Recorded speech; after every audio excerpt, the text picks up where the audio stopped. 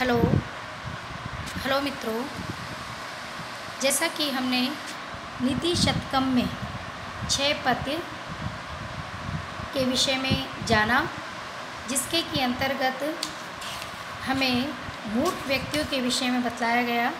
कि दुराग्रही और विवेकी व्यक्ति को समझाना अत्यंत असंभव है। मनुष्य चाहे तो असंभव को संभव बना सकता है, किंतु दुराग्रही मूर्ख व्यक्ति के चित्त को समझा बुझाकर सन्मार्ग पर नहीं लाया जा सकता है। मूर्ख व्यक्ति को समझाने का प्रयास ठीक वैसे ही है जैसे कि कोई मधु की बूंद से समुद्र के खारे जल को मीठा बना देना चाहता हो। इत्यादि उदाहरणों के माध्यम से मूर्ख व्यक्ति की मूर्खता दूर कर उसे सद्मार्ग पर लाया जाना सर्वथा असंभव बतलाया गया है। इसी प्रसंग में भर्तृहरि जी कहते हैं कि मूर्ख व्यक्तियों की अज्ञानता को छिपाए रखने के लिए सृष्टिकर्ता ब्रह्मा ने एक आभूषण का निर्माण किया है। इसी संदर्भ में वह इस पद्य में बतलाते हैं, स्वायत्तम एकांत हितम विदात्रा विनिर्मितम छादनम अज्ञतायाः विशेषतः सर्वविदां समाजे विभूषणम मौनम अपंडितानां। अर्थात विधात्रा सृष्टिकर्ता ब्रह्मा के द्वारा अपंडितानां मूर्ख व्यक्ति की मूर्खता को स्वायत्तम अपने ही अधीन,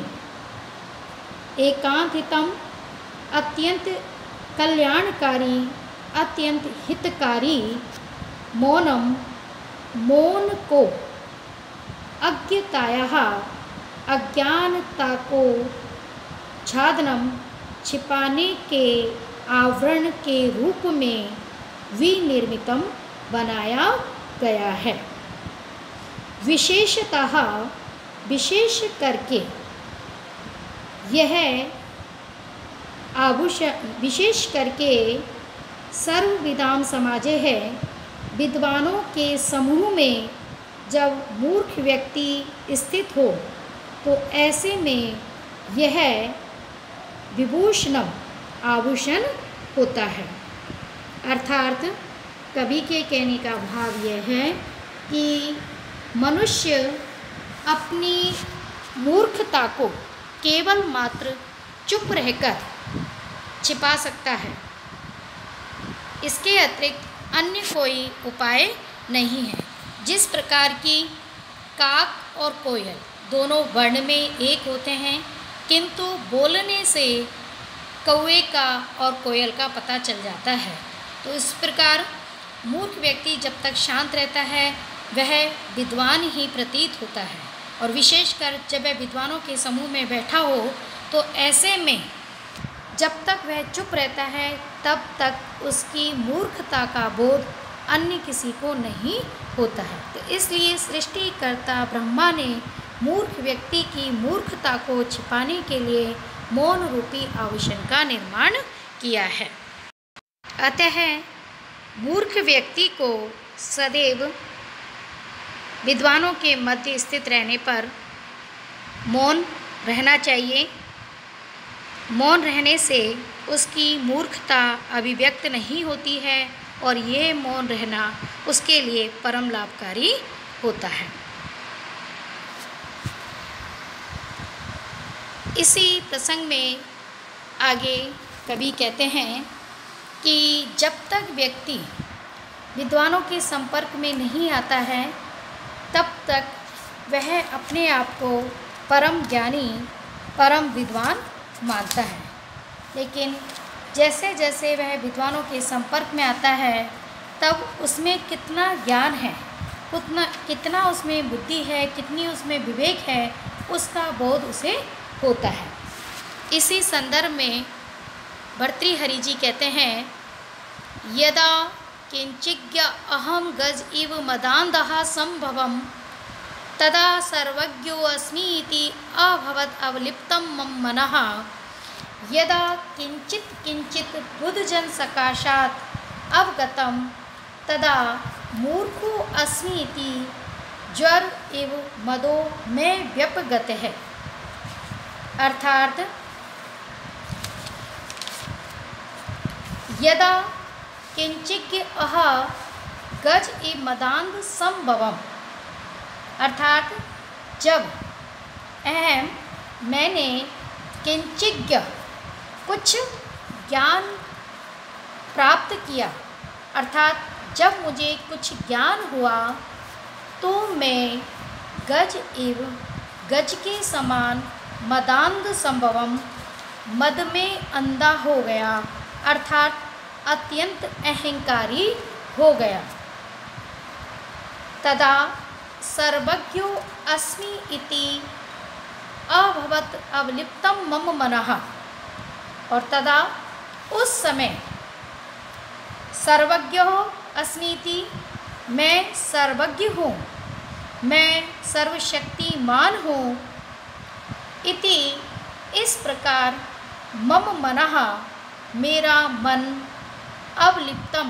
अभवत् अति गर्व से गर्वित हो गया। और यदा जब बुद्ध जन सकाशात् विद्वानों के संपर्क से किंचित किंचित अवगतम कुछ कुछ ज्ञान प्राप्त किया, अर्थात जब मैं विद्वानों के सामीप्य में आया और उनके मुख से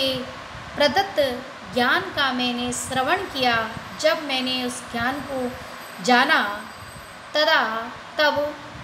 मूर्खो अस्मि इति मैं मूर्ख हूँ, इति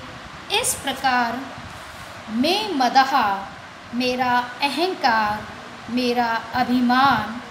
ज्वर एव व्यपगतः ज्वर के समान समाप्त हो गया, ज्वर की भांति उतर गया।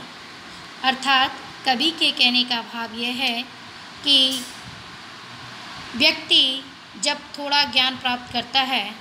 तो वह अपने आप को अहंकारी समझने लगता है और अहंकार उसमें सर्वाधिक आ जाता है। अल्प विद्यो महागर्भी, अर्थात कुछ थोड़ा सा जान लेता है तो वह मतवाले हाथी के भांति कर्तव्य अकर्तव्य के विवेक से शून्य हो जाता है और अपने आप को सर्वज्ञ मान बैठता है। परंतु जब वह विद्वानों के संपर्क में आता है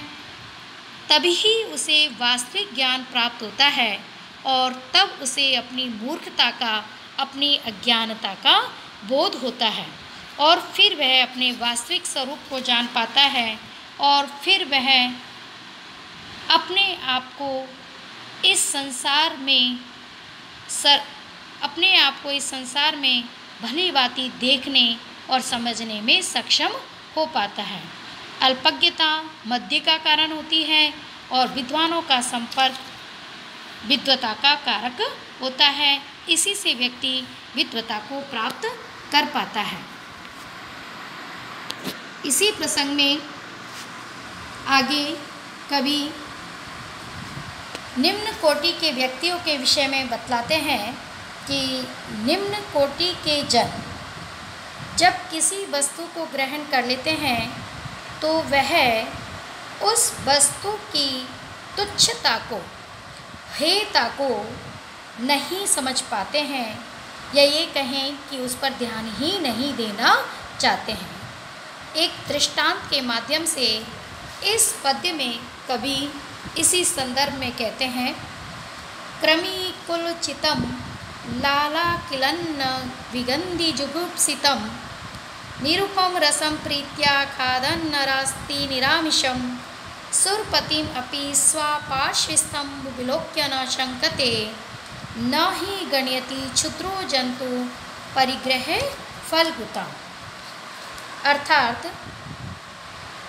यहाँ एक श्वान के माध्यम से कवि ने निकृष्ट कोटि के व्यक्तियों के विषय में बताया है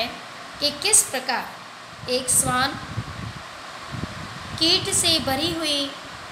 व्यर्थ सी गो अस्थि को प्राप्त कर, नर अस्थि को प्राप्त कर परम संतुष्ट हो जाता है। तो इसी संदर्भ में कवि कहते हैं कि क्रमी कुल चितम, कीट से भरी हुई, लाला किलिन्नम, लार से आर्द्र या गीली, विगंधी दुर्गंध युक्त, जुगुप्सितम घृणित, निरामिषम मांस से रहित, नरास्ति मनुष्य की अस्थि को प्रेत्य, मनुष्य की अस्थि को अर्थात हड्डी को प्राप्त करके, निरुपम रसम प्रीत्या खादन,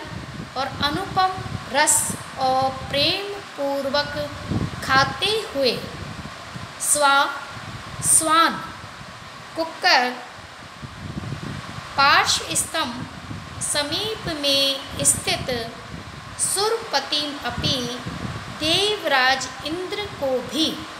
विलोक्य देखकर न शंकते, लज्जित नहीं होता है। अर्थात स्वान एक ऐसी हड्डी को जो कि कीड़े से भरी हुई है, लार से गीली है, जिसमें से दुर्गंध आ रही है, जिसे देखकर घिन्न आती है अर्थात जो अत्यंत घृणित है और जिसमें मांस इत्यादि भी नहीं है, ऐसी हड्डी को पाकर वह परम आनंद का अनुभव करता है। और ऐसे में देवराज इंद्र जैसा श्रेष्ठ व्यक्ति भी उसके समीप में स्थित हो तो वह उसे देखकर लज्जित नहीं होता है। उसी प्रकार क्षुद्रो जंतु तुच्छ प्राणी भी परिग्रह फलगुता, अपने द्वारा ग्रहण की गई वस्तु की तुच्छता को न ही गण्यति, नहीं गिन पाते हैं, नहीं समझते हैं, उसकी तुच्छता को नहीं जानते हैं। अर्थात कहने का भाव यही है कि जिस प्रकार स्वान एक घृणित सी अस्थि को पाकर भी परम रस का अनुभव करता है, उसी प्रकार तुच्छ से तुच्छ व्यक्ति या नीच व्यक्ति भी तुच्छ से तुच्छ घृणित वस्तु को जब अपना लेते हैं तो उसी में वह आनंद का अनुभव करने लगते हैं और उसे कदापि नहीं छोड़ पाते हैं। वह ये भी नहीं देख पाते हैं कि यह वस्तु उनके योग्य नहीं है और बुरे से बुरे काम से भी वह लज्जित नहीं होते हैं और एक बार बुरी आदत को ग्रहण करने के बाद उस बुरी आदत का परित्याग ही नहीं करना चाहते हैं। इसी संदर्भ में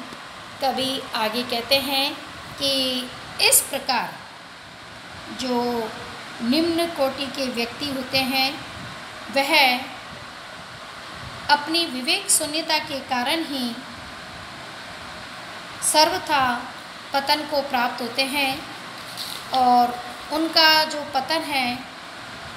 वह अनेक प्रकार से होता है। वह अपनी अविवेकीता के कारण ही, विवेक शून्यता के कारण ही